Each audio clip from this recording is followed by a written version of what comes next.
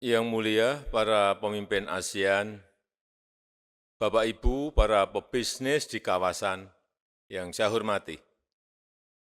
Setelah 20 bulan menghadapi kesulitan besar pandemi COVID-19, saat ini kita melihat harapan baru. Dalam seminggu terakhir ini, kasus COVID-19 di kawasan ASEAN turun 14%, jauh lebih baik dibanding rata-rata dunia yang turun 1%. Situasi ini dipastikan akan meningkatkan kepercayaan internal dan eksternal ASEAN untuk beraktivitas kembali dan akan mempercepat pemulihan ekonomi. Tetapi tetap menjaga kewaspadaan, mengingat adanya peningkatan kasus di beberapa negara.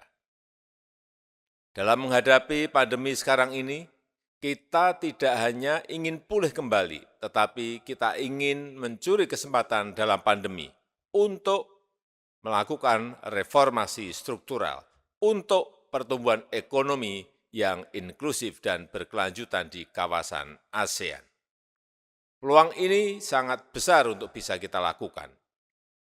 Sebagaimana yang kami lakukan di Indonesia, kesibukan menghadapi pandemi COVID-19 tidak menyurutkan niat Indonesia untuk melakukan reformasi struktural. Indonesia menerbitkan Omnibus Law, Undang-Undang Cipta Kerja untuk memperbaiki iklim investasi dalam rangka mendongkrak pertumbuhan ekonomi inklusif yang menciptakan lapangan kerja. Undang-undang perpajakan juga direvisi dengan tujuan yang sama. Kami ingin terus melanjutkan reformasi struktural ini untuk merespon catatan-catatan kelemahan kelembagaan dan cara kerja kami ketika diuji oleh pandemi COVID-19. Ujian berat berupa pandemi justru kami manfaatkan untuk memperkuat diri dalam menghadapi tantangan masa depan. Saya berharap juga demikian halnya untuk Asia Tenggara.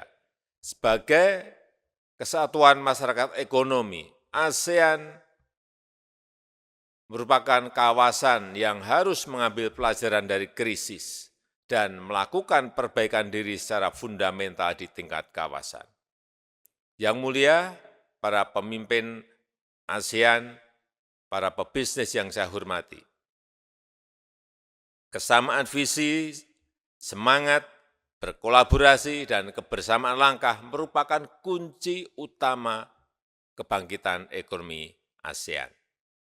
Pertama, penanganan kesehatan harus tetap menjadi prioritas pertama. Agenda jangka pendek untuk mempercepat dan memeratakan vaksinasi di semua negara di kawasan harus kita lakukan bersama. Target vaksinasi penduduk ASEAN sebanyak 70% harus segera dicapai secepatnya. Pemerintah dan pelaku bisnis di kawasan harus bersinergi untuk melakukan aksi bersama. Sedangkan ASEAN dalam jangka menengah perlu membangun protokol krisis kesehatan agar kawasan ASEAN lebih tahan menghadapi krisis kesehatan di masa depan. Kedua, pemulihan ekonomi ASEAN harus dipercepat dengan melakukan reaktivasi perjalanan yang aman, termasuk pariwisata yang aman. Menurut catatan UN, WTO, tingkat pembatasan di Asia Tenggara adalah yang tertinggi di dunia, yaitu mencapai 82%. Dengan situasi COVID-19 yang semakin terkendali, pembatasan tersebut bisa dikurangi, mobilitas bisa dilonggarkan, tetapi harus menjamin aman dari resiko pandemi. ASEAN Travel Corridor Arrangement Framework yang digagas Indonesia setahun yang lalu perlu segera diimplementasikan. Pengakuan sertifikat vaksin di kawasan termasuk interoperabilitas sistem vaksin harus segera dilakukan. Pengaturan travel bagi masyarakat yang telah divaksinasi dan sehat negatif COVID harus dibuat. Vaccinated travel lane di kawasan. Jika semua negara ASEAN segera memfasilitasi mobilitas masyarakat dengan aman, roda ekonomi bisa kembali bergerak. Indonesia juga telah membuka secara bertahap Bali untuk safe tourism dengan protokol kesehatan yang ketat. Indonesia membuka Bali setelah tingkat vaksinasi Bali secara penuh telah mencapai 84,8%. Indonesia akan membuka secara bertahap wilayah yang lain yang tingkat vaksinasi penuhnya melebihi 70%. Ketiga, adaptasi kegiatan ekonomi kawasan menuju ekonomi digital harus dipercepat di semua negara. Teknologi digital menjadi solusi yang paling efektif dalam menyiasati keterbatasan pergerakan dan tatap muka dalam kegiatan ekonomi masyarakat. Sebagai kawasan dengan pertumbuhan internet tercepat di dunia, potensi ekonomi digital ASEAN sangat besar. Selama pandemi, ekonomi digital tumbuh mencapai 100 miliar dolar Amerika Serikat di tahun 2020. Hal ini menjadi batu lompatan kemajuan ekonomi di kawasan kita. Indonesia mendukung ASEAN menjadi sebuah digitally connected community.